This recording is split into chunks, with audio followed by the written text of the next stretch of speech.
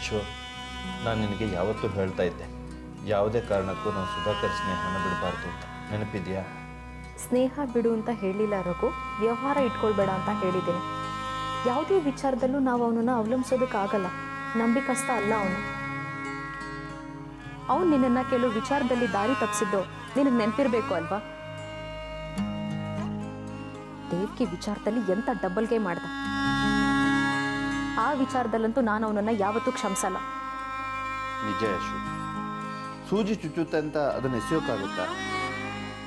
ಅದರಿಂದ ಬೇಕಾದ ಉಪಯೋಗನ ಪಡ್ಕೋಬಹುದು. ಈಗ ಯಾಕೆ ಅವನ ಪುರಾಣ? ಅವನಿಲ್ಲದೆ ನಾವು ಆರಾಮಾಗಿಲ್ವಾ? ಇಲ್ಲ ಯಶು, ಈಗ ಮಾತ್ರ ನಾವು ಅವನ ಗೆಳೆತನ ಮಾಡಲೇಬೇಕಾಗಿದೆ.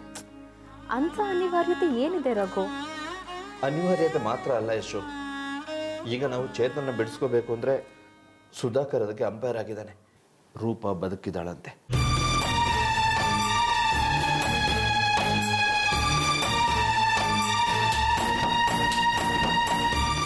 ರೂಪ ಬದುಕಿದಾಳಂತ? ಮತ್ತೆ ಪೊಲೀಸ್ನವ್ರು ಹುಡ್ಕಿದ್ರು ಸಿಗ್ಲಿಲ್ವಂತೆ? ಈ ಕೇಸ್ ಗಿರಿಜಕ್ಕ ಹ್ಯಾಂಡಲ್ ಮಾಡಿದಲ್ವಾ? ಗಿರಿಜಕ್ಕ ಇಂಥ ಕೇಸ್ಗಳಲ್ಲೆಲ್ಲ ಸ್ವಲ್ಪ ವೀಕ್. ಸುಧಾಕರ್ ಏನಾದರೂ ಮಾಡಿದ್ದಿದ್ರೆ ಕೋರ್ಟಲ್ಲೇ ಎಲ್ಲ ಇತ್ಯರ್ಥ ಆಗ್ತಾ ಇತ್ತು. ರಘು, ಸುಧಾಕರನ್ ಗುಣಗಾನ ಸಾಕು, ನನಗಿಷ್ಟ ಆಗಲ್ಲ. ಚೇತು ವಿಚಾರ ಹೇಳು. ಸುಧಾಕರ್ಗೆ ರೂಪ ಬದುಕಿರೋ ವಿಚಾರ ಗೊತ್ತಿದೆಯಂತೆ. ನಿನ್ನೆ ಸಿಕ್ಕಿ ಈ ವಿಷಯ ಹೇಳ್ದ. ಹಾಗಾದ್ರೆ ಬೇಗ ಚೇತುನ್ ಬಿಡಿಸ್ಬೇಕು ರಘು. ಯಶು, ಅವನೀಗ ಮೊದಲಿನ ಸುಧಾಕರ್ ಆಗಿಲ್ಲ. ಎಲ್ಲವನ್ನು ಹಣದಿಂದನೇ ಅಳಿತಿದ್ದಾನೆ. ಈಗ ವ್ಯವಹಾರಕ್ಕೆ ಇಳಿದ್ಬಿಟ್ಟಿದ್ದಾನೆ. ಆಯಿತು, ಎಷ್ಟು ಕೇಳ್ತಿದ್ದಾನೆ? ಅವನು ತನಗೆ ಅಂತ ಕೇಳ್ತಾ ಇಲ್ಲ, ಅವಳಿಗೆ ಕೊಡಬೇಕಾಗುತ್ತೆ ಅಂತಿದ್ದಾನೆ. 10 ಲಕ್ಷದವರೆಗೂ ಡಿಮ್ಯಾಂಡ್ ಮಾಡ್ಬೋದು. ಒಂದು 5 ಲಕ್ಷಕ್ಕೆ ಒಪ್ಪಿಸ್ಬೋದು ಅಂತ ಅನ್ನಿಸ್ತೆ. ರಘು, ಇದರಲ್ಲಿ ನಿನ್ನ ತಾಯಿ ರಾಜೇಶ್ವರಿ ದೇವಿಯವ್ರ ವ್ಯವಹಾರನೂ ಸೇರ್ಕೊಂಡಿರ್ಬೋದು. ಎಲ್ಲರೂ ಒಟ್ಟಾಗಿ ಸೇರಿಕೊಂಡು ಗೇಮ್ ಆಡ್ತಿದ್ರೆ ನಾವು ಹುಷಾರಾಗಿರಬೇಕು.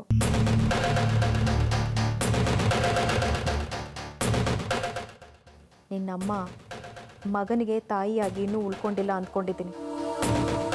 ರೇಸ್ನಲ್ಲಿ ನಿನ್ನನ್ನು ಸೋಲಿಸೋದಕ್ಕೆ ನನ್ನನ್ನು ನೆಪ ಮಾಡಿಕೊಂಡು ಆ ರೂಪ ಸುಧಾಕರ್ನ ಜಾಕಿಗಳಾಗಿ ಬಳಸ್ತಿದ್ದಾರೆ ಅನ್ಸತ್ತೆ.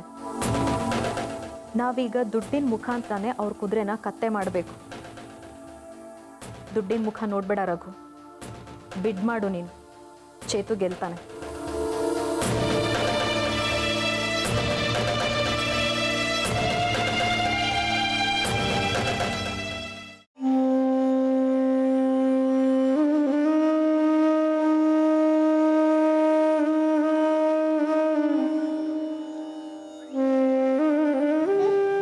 ನೀ ಹೇಳಿದ್ರಲ್ಲಿ ಏನೂ ತಪ್ಪಿಲ್ಲ. ನೀವೇ ಈ ವಿಷಯ ಎಲ್ಲರಿಗೂ ಗೊತ್ತಾದರೆ ಅವಿನಾಶ್ಗೆ ಕೆಟ್ಟ ಹೆಸರು ಬಂದೇ ಬರುತ್ತೆ. ಏನು ಮಾಡೋದು ಅಂತ ನಾನು ಇವರು ಇಡೀ ರಾತ್ರಿ ತಲೆ ಕೆಡಿಸ್ಕೊಂಡ್ವಿ. ನಮಗೂ ಏನೂ ಹೊಳಿತಾ ಇಲ್ಲ. ಆಸ್ಪತ್ರೆಯಿಂದಲೇ ಮಗು ಕದ್ದ ಮಹಿಳೆಯ ಬಂಧನ.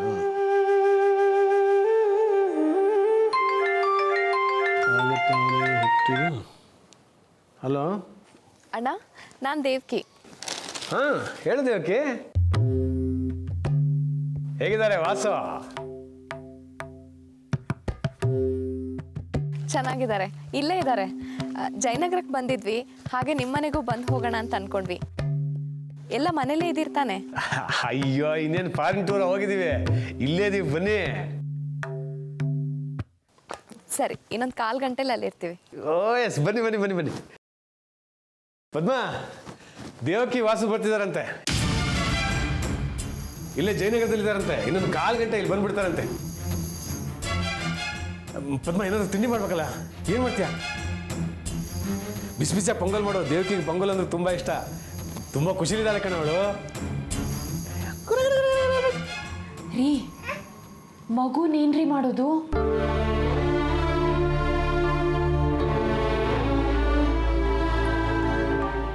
ಹೌದಲ್ವಾ? ದೇವಕಿ ಬರೋ ಖುಷಿಯಲ್ಲಿ ಮಗುನೇ ಮರ್ತ್ಬಿಟ್ಟಲ್ಲ ನಾನು. ಏನ್ ಮಾಡೋದೀಗ?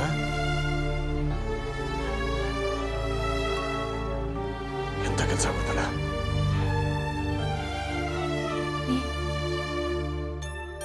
ಪರಿಚಯದವ್ರು ಯಾರಾದರೂ ಹತ್ರ ಇದ್ದಿದ್ರೆ ದೇವಕಿ ಬಂದು ಹೋಗೋ ತನಕ ಮಗುನ ಅಲ್ಲಾದರೂ ಬಿಟ್ಬಿಟ್ಟು ಬರ್ಬೋದಿತ್ತು.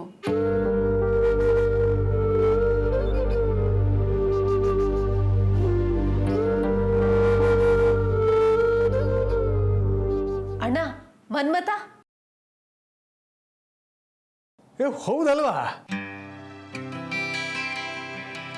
ಒಳ್ಳೆ ಐಡಿಯಾನೇ. ಅದೇ ಮುಂಚೆ ಒಪ್ತಾನ? ರೀ, ನಾನೇ ಹೋಗಿ ಕೇಳ್ತೀನಿ. ನನಗೆ ಅವನು ಇಲ್ಲ ಅಂತ ಹೇಳೋದೇ ಇಲ್ಲ. ಬಂದಾಗೆಲ್ಲ ಕಾಫಿ ಕೊಡಲ್ವಾ? ಬೇಡ ಬಿಡು, ನಾನೇ ಹೋಗಿ ಅವನಿಗೆ ಮಸ್ಕೊ ಹೊಡೆದು ಮಗುನ ಬಿಟ್ಟು ಬರ್ತೀನಿ. ನಿಮ್ಮ ಮಗುನ ರೆಡಿ ಮಾಡಿ. ನೀವಿ ಆ ಫೀಡಿಂಗ್ ಬಾಟ್ಲು ಡಯಪರ್ ಎಲ್ಲ ಎತ್ತಿಟ್ಕೊ. ಬಾಳು ಡ್ರೆಸ್ ಚೇಂಜ್ ಮಾಡ್ತೀನಿ.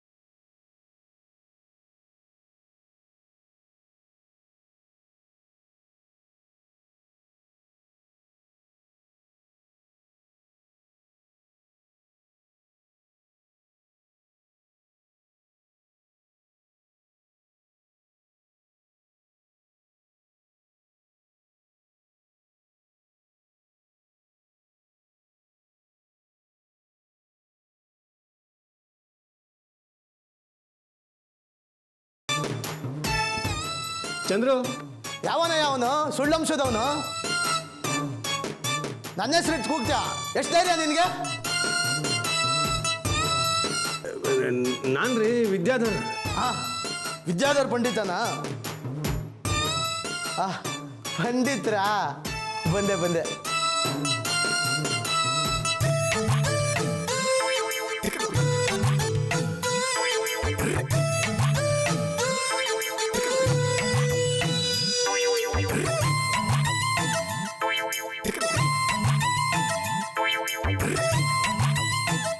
ಯಾಕೆ ಪೂಜೆ ಮಾಡ್ತಾ ಇದ್ರಾ? ಇನ್ನೇನು 5 ಸ್ಟಾರಿಂದ ಬರ್ತಾ ಇರೋ ಥರ ಕಾಣ್ತೀನ? ಚೇಚೆ, ನಾನೆಲ್ಲಿ ಹಾಗಂದೆ. ನೀವೇನೇನೆ ನಮ್ಗೆ ನಿಮ್ಮಂಥ ಓನರ್ ಸಿಗಲೇ ಇಲ್ಲ ಬಿಡಿ. ನೀವು ಎಷ್ಟೊಂದು ಅಡ್ಜಸ್ಟ್ ಮಾಡ್ಕೋತೀರಿ, ಎಷ್ಟೊಂದು ಅನುಕೂಲ ಮಾಡ್ಕೊಡ್ತೀರಿ. ಇನ್ಮೇಲೆ ತುಂಬ ಸ್ಟ್ರಿಕ್ಟು. 5ನೇ ತಾರೀಕು ಒಳಗಡೆ ಬಾಡಿಗೆ ಬಂದ್ಬಿಡ್ಬೇಕು. ಚೇಚೆ, ಇತ್ತೀಚೆಗೆ ಯಾವತ್ತು ಲೇಟ್ ಮಾಡಿದ್ದೀನಿ ಹೇಳಿ? ಕರೆಂಟು ಕಾವೇರಿ ಎಲ್ಲ ಸರಿಯಾಗಿದೆ ತಾನೇ? ಅವೆಲ್ಲ ಬೊಂಬಾಟು, ಯಾವನು ಕೆಮ್ಮಂಗೆ ಇಲ್ಲ. ನಿಮ್ಮ ಬಗ್ಗೆ ಯಾವನಾದ್ರೂ ಕೈ ಕುಯ್ ಅಂದ್ರೆ ನಾನೇ ಗಲಾಟೆ ಮಾಡ್ಬಿಡ್ತೀನಿ. ಚಂದ್ರ, ಒಂದು ಸಣ್ಣ ಸಹಾಯ ಆಗ್ಬೇಕಾಗಿತ್ತಲ್ಲ. ಈ ಮಗು ಯಾರ್ದು? ನಮ್ದೇ. ಮತ್ತೆ ಪದ್ಮ ಅವರು ಆ ಥರ ಯಾವತ್ತು ಕಾಣ್ತಾನೆ ಇರಲಿಲ್ವಲ್ಲ? ಯಾವ ಥರ? ಅದೇ ರೀ, ಬಸ್ಸು ಈ ಥರ. ಏತು ಹೋಗ್ರಿ, ಆಗಿದ್ರೆ ಕಂಡಿರೋರು, ಆಗ್ಲಿಲ್ಲ ಕಾಣಲಿಲ್ಲ. ಮತ್ತೆ ಈ ಮಗು ಅವಳದಲ್ಲ ರೀ. ಓ, ಅರ್ಥ ಆಯ್ತು ಬಿಡಿ. ಗಂಡನ ಮಗು ಎಂಟಿದ್ದಲ್ಲ. ಅರ್ಥ ಆಯ್ತು ಬಿಡಿ. ಅಣ್ಣ ಕೃಷ್ಣ. ಏನು ಅರ್ಥ ಆಯ್ತು? ಐಸ್ ಕ್ರೀಮ್ ಪಾರ್ಲರ್ ಸೆಟಪ್ಪ. ನಾನು ಅವತ್ತು ಅವ್ರು ನೋಡ್ದಾಗೆ ಅಂದ್ಕೊಂಡೆ, ದಪ್ಪ ಕಾಣ್ತಾ ಇದ್ರು. ನೀವೇನೋ ಕಿತಾಪತಿ ಮಾಡಿರ್ತೀರಾ ಅಂದ್ಕೊಂಡೆ. ಅಲ್ಲ, ಆ ದೇವ್ರು ಎಂತ ಮೋಸ ಮಾಡ್ತಾನೆ ಪಂಡಿತ್ರೆ. ಕೊಟ್ಟವ್ರಿಗೆ ಕೊಡ್ತಾನೆ. ಚಂದ್ರವ್ರೆ, ಅದನ್ನೆಲ್ಲ ಆಮೇಲೆ ಮಾತಾಡೋಣ. ನಿಮ್ಮಿಂದ ಒಂದು ಸಣ್ಣ ಸಹಾಯ ಆಗಬೇಕಾಗಿತ್ತು. ಈ ಮಗುನ ಒಂದು ಅರ್ಧ ಗಂಟೆ ನಿಮ್ಮ ಮನೇಲಿ ಇಟ್ಕೋತೀರಾ? ನಿಮ್ಮನೇಲಿ ಇಟ್ಕೊಳಗಿಲ್ವಾ? ಗೊತ್ತಾಯ್ತು ಬಿಡಿ, ಪರ್ಕೆ ಸೇವೆ ಮಾಡ್ತಾರಲ್ಲಿ. ನನಗಿದೆಲ್ಲ ಅಭ್ಯಾಸ ಇಲ್ಲ ಪಂಡಿತ್ರ. ನೀವೇನು ಮಾಡಬೇಕಾಗಿಲ್ಲ. ಮಗುನ ಸೋಫಾದಲ್ಲಿ ಮಲಗಿಸಿರ್ತೀನಿ. ಅದು ಎದ್ದೇನಾದ್ರೂ ಹಠ ಮಾಡಿದ್ರೆ ಈ ಬಾಟ್ಲಲ್ಲಿ ಹಾರಿದೆಯಲ್ಲ, ಅದನ್ನು ಕುಡಿಸಿದ್ರೆ ಆಯಿತು. ಮತ್ತೆ ಇದು ಮಾಡ್ಕೊಂಬಿಟ್ರೆ? ಅದಕ್ಕೆಲ್ಲ ಏನು ಚಿಂತೆ ಮಾಡಬೇಡಿ, ಎಲ್ಲ ವ್ಯವಸ್ಥೆ ಮಾಡಿದ್ದೀನಿ. ಹಾಗೇನಾದ್ರೂ ಆದರೆ 1 ಗಂಟೆ ಬಿಟ್ಟು ಹೋದು ನಾನೇ ಬಟ್ಟೆ ಬದಲಾಯಿಸ್ತೀನಿ. ಓಹೋ, ಅವಾಗ ಅರ್ಧ ಗಂಟೆ ಅಂದರೆ ಇವಾಗ 1 ಗಂಟೆ ಅಂತ ಇದ್ದೀರಾ? ಏನೋ ಹೆಚ್ಚು ಕಡಿಮೆ ಆಗ್ಬೋದು ಅಂತ ಹೇಳಿದೆ. ಮಗು ನೋಡ್ಕೊಳ್ಳೋದು ನಿಮಗೂ ಪ್ರಾಕ್ಟೀಸ್ ಆದರೆ ಒಳ್ಳೇದು. ಮುಂದೆ ಮದುವೆ ಆದ್ಮೇಲೆ ಬೇಕಾಗುತ್ತೆ. ಹೋಗ್ರಿ ಪಂಡಿತ್ರೆ, ನನ್ಗೆ ಹಿಂಗೆಲ್ಲ ಹೊಟ್ಟೆ ಉರಿಸ್ಬೇಡ್ರಿ. ರೀ ಚಂದ್ರು, ಅದು ಎಷ್ಟು ಎದೆ ಹಿಡ್ಕೋತೀರಿ? ಆಯಿತು, 1 ಗಂಟೆ ಅಂದರೆ 1 ಗಂಟೆ, ಇಲ್ಲ ಪರ್ಮನೆಂಟ್ ಆಗಿಬಿಡ್ಬೇಡ್ರಿ. ಇಲ್ಲಪ್ಪ, 1.5 ಗಂಟೆ ಒಳಗೆ ಬಂದುಬಿಡ್ತೀನಿ. ಬರ್ದೇ ಇದ್ರೆ ನಾನೇ ಈ ಮಗುನ ತಂದೆ ಪದ್ಮ ಅವ್ರಿಗೆ ಕೊಡ್ತೀನಿ. ಬರಬೇಡ, ನಾನೇ ಬರ್ತೀನಿ. ರೀ ಪಂಡಿತ್ರೆ, ಈ ಮಗುನ ನನ್ನ ಕೈ ಕೊಡಕ್ಕೆ ಬರ್ತಾ ಇದ್ದೀರಾ? ನನ್ನ ಮಗುನ ನಿಮ್ಮ ಕೈ ಕೊಟ್ಟರೆ ನೆಲಕ್ಕೆ ಬಿಸಾಕ್ಬಿಟ್ರೆ? ರೀ, ನಿಮಗೆ ಮಗು ಎಲ್ಲಿಂದ ಬಂತ್ರಿ? ಮದುವೆನೇ ಆಗಿಲ್ಲ ಅಂತ ಸಾಯ್ತಾ ಇದ್ದೀರಿ. ಮನಸ್ಸೆಂಬ ಮಗು. ಒಂದ್ಸಲ ಹಿಡ್ಕೊಳ್ಳಿ, ಬೇಗ ಹಿಡ್ಕೊಳ್ಳಿ. ಹಾಗೆ ಹಿಡ್ಕೊಳ್ಳಿ. ಇದನ್ನ ಹಂಗೆ ಇಟ್ಕೊಳ್ಳಿ. ಬರ್ತೀನಿ, ನಾನು ಆಮೇಲೆ ಬರ್ತೀನಿ. ಬ್ಯಾಡ್ ಲಕ್ ಪುಟ್ಟ, ನೀನು ನಿವ್ವಿ ಹೊಟ್ಟೆಲಿ ಹುಟ್ಟಬೇಕಾಗಿತ್ತು. ಫಾದರ್ ಹೆಸರು ಚಂದ್ರು ಅಂತ ಇರಬೇಕಾಗಿತ್ತು.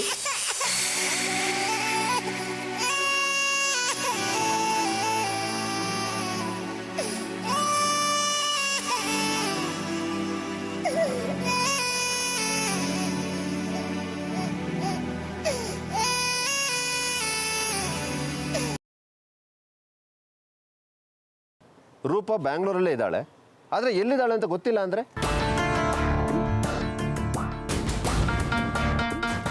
ನಾನೇ ನೇರವಾಗಿ ಹೋಗಿ ಅಮ್ಮನ್ನ ಕೇಳಲ್ಲ. ನಿನ್ನ ತಾಯಿ ನಿಂಗೆ ಸಪೋರ್ಟ್ ಮಾಡ್ತಾರಾ? ನನಗೇನೋ ಈ ಭೇಟಿ ಬೇಡ ಅನಿಸುತ್ತೆ. ರೂಪ ಬದುಕಿದಾಳೆ ಅಂತ ನಾವು ವಿಡಿಯೋ ಮಾಡಿ ಕೂಡ ಕೋಟೆ ಕೊಡ್ಬೋದಲ್ಲ? ಕೊಡ್ಬೋದು, ಆದರೆ ಅದಕ್ಕಾದರೂ ಅವಳು ಎಲ್ಲಿದ್ದಾಳೆ ಅಂತ ಗೊತ್ತಾಗಬೇಕಲ್ವಾ? ಆದರೆ ಇನ್ನೊಂದು ವಿಷಯ ಇದೆ ರಘು. ಹೇಳು. ರೂಪ ಒಂದು ವೇಳೆ ನಾವು ಸಿಕ್ಕಿದ್ರು ಅವಳು ಬೇಕಾದಷ್ಟು ಕಂಡೀಷನ್ ಹಾಕ್ಬೋದು. ಹಾಕ್ಲಿ ಬಿಡು. ಅಮ್ಮಮ್ಮ ಅಂದರೆ ಏನು ಹಾಕ್ಬೋದು? ಅದನ್ನೆಲ್ಲ ಆಮೇಲೆ ಕೂತು ಮಾತಾಡಿದ್ರೆ ಆಯಿತು. ಹಣದ ರೂಪದಲ್ಲೇ ಪರಿಹಾರ ಕೇಳ್ಬೋದು. ಅದಂತೂ ಗೊತ್ತಿರೋದೆ. ಅಥವಾ ಚೇತನ್ ಜೊತೆಲಿ ಮದುವೆ ಮಾಡಿ ಅಂತ ಅನ್ಬೋದು. ಅವನಿಂದ ಮಗು ಆಗಿದೆ ಅಂದಮೇಲೆ ಈ ಒತ್ತಾಯ ಹಾಕಲ್ಲ ಅಂತ ಏನು ಗ್ಯಾರಂಟಿ? ಮೊದಲು ಚೇತು ಬಿಡುಗಡೆ ಆಗಲಿ.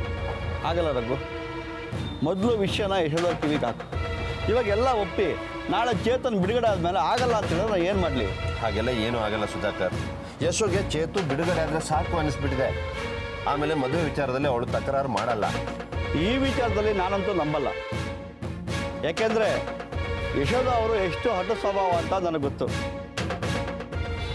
ರೂಪ ವಿಷಯದಲ್ಲಿ ನಾನು ಏನೇ ಮಾಡಿದ್ರು ನಿಮ್ಮ ತಾಯಿಯವ್ರಿಗೆ ಖಂಡಿತ ಗೊತ್ತಾಗುತ್ತೆ. ರೂಪ ಕಂಡೀಷನ್ ಈಡೇರಲಿಲ್ಲ ಅಂದರೆ ನಿನ್ನ ತಾಯಿಯವ್ರು ಸುಮ್ಮನೆ ಬಿಡ್ತಾರಾ?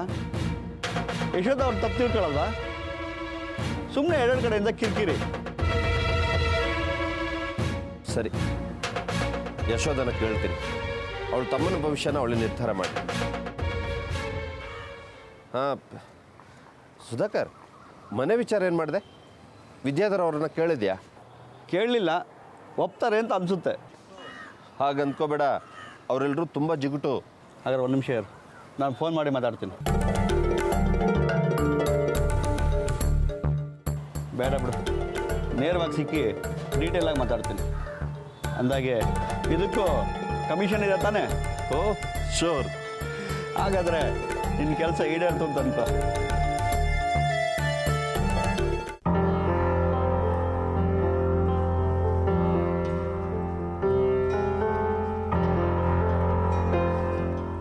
ಏನೇ ಮಧು ಮಗಳೇ, ಸಾಕು ಸುಮ್ಮನೆ ಇದೆ. ಇಲ್ಲಿ ಪಜೀತಿ ಮೇಲೆ ಪಜೀತಿ ಆಗ್ತಾ ಇದೆ. ಏನೇ ಎಲ್ರಿಗೂ ಮದುವೆ ಆದ್ಮೇಲೆ ಪಜಿತಿ ಆದ್ರೆ ನಿನಗೆ ಮದುವೆಗೆ ಮುಂಚೆನೇನಾ? ಅದೆಲ್ಲ ಕಣೆ. ನಿನಗೆ ಹೊಸ ವಿಷಯ ಗೊತ್ತಾ? ನಮ್ಮ ಮನೆಗೊಂದು ಮಗು ಬಂದಿದೆ ಅಂತ ಹೇಳಿದ್ನಲ್ಲ, ಅದು ಬೇರೆ ಯಾರ್ದು ಅಲ್ಲ, ದೇವ್ಕಿದಂತೆ. ಏನು ದೇವ್ಕಿ ಅಕ್ಕಂದ? ಕಳುವಾಗಿದ್ದ ಮಗು ಅದಕ್ಕೆ ಹೇಗೆ ಸಿಕ್ತಂತೆ? ಅಕ್ಕ, ನನಗೆ ಯಾಕೋ ಡೌಟು. ಇದ್ದಕ್ಕಿದ್ದಾಗೆ ಮಗು ಕಳುವಾಗಿದ್ದು ಇದ್ದಕ್ಕಿದ್ದಾಗೆ ಅದಕ್ಕೆ ಸಿಗುತ್ತೆ ಅಂದರೆ? ನೀನು ಸ್ವಲ್ಪ ಬಾಯಿ ಮುಚ್ಕೊಂಡು ಸುಮ್ಮನೆ ಇರ್ತೀಯಾ? ಅತ್ತಿಗೆಗೆ ಮಗುನ್ ತಂದ್ಕೊಟ್ಟಿದ್ದು ಬೇರೆ ಯಾರೂ ಅಲ್ಲ, Chethu X girl friend Roopa ಅಂತೆ. ರೂಪನಾ? ಹೌದು, ಅವಳೇ ಅತ್ತಿಗೆ ಹತ್ರ ಬಂದು ಈ ಮಗು ದೇವ್ಕಿದು, ಇದನ್ನ ಅವಳಿಗೆ ಒಪ್ಪಿಸ್ಬೇಕು, ಆದರೆ ಅವಳನ್ನ ಹುಡ್ಕೋದು ಕಷ್ಟ ಆಯಿತು ಅಂತ ಹೇಳಿದ್ಲಂತೆ. ಅಕ್ಕ ಒಂದು ನಿಮಿಷ, ಅವಳ ಮಗುನ ಯಾವಾಗ ತಂದ್ಕೊಟ್ಟಿದ್ದು? 3 ದಿನದ ಹಿಂದೆ. ಕರೆಕ್ಟ್. ಹಾಗಾದರೆ ಅವಳೇ. ಯಾರು ನಿನಗೆ ಗೊತ್ತಾ? ರೂಪಿಣಿ. ನೀನು ಮೊನ್ನೆ ಮಗು ಬಂದಿದೆ ಅಂದಾಗಲೇ ನನಗೆ ರೂಪಿಣಿ ಇರ್ಬೋದಾ ಅಂತ ಅಂದ್ಕೊಂಡೆ. ರೂಪಿಣಿನ? ಹೌದು, ಇಲ್ಲೇ ನನ್ನ ಜೊತೆಲಿ ಆಶ್ರಮದಲ್ಲಿ ಇದ್ಲು. ಅವಳ ಕತೆನೆಲ್ಲ ಹೇಳ್ಕೊಂಡ್ಲು. ನನಗೆ ಚೇತುನೇ ಅವಳಿಗೆ ಕೈ ಕೊಟ್ಟಿರೋದು ಅಂತ ಗೆಸ್ ಮಾಡೋದಕ್ಕೂ ಆಗಲಿಲ್ಲ. ಯಾರೋ ಬೇರೆ ಅಂದ್ಕೊಂಡಿದ್ದೆ. ಮೊನ್ನೆ ಅವಳು ಬೆಂಗಳೂರಿಂದ ಫೋನ್ ಮಾಡಿ ನಮ್ಮನೆ ಅಡ್ರೆಸ್ ಕೇಳಿದ್ಲು. ನಾನು ಅತ್ತಿಗೆ ನಂಬರ್ ಕೊಟ್ಟೆ. ಇವಾಗ ನನಗೆ ಪೂರ್ತಿಯಾಗಿ ಕ್ಲಿಯರ್ ಆಯಿತು ಬಿಡು. ಅವಳು ಯಾವಾಗಲೂ ವಿಡಿಯೋಸ್ ನೋಡ್ತಾ ಇರ್ತಿದ್ಲು. ನಾವು ಹೋಗಿದ ತಕ್ಷಣ ಆಫ್ ಮಾಡಿಬಿಡೋಳು. ಇವಾಗ ನನಗೆ ಅರ್ಥ ಆಯಿತು, ಅದು ಅವಳ ಮತ್ತು ಚೇತು ವಿಡಿಯೋಸ್ ಅಂತ. ಅದು ಸರಿ, ಈಗ ಅವಳ ಮಗು ಎಲ್ಲಿದೆ?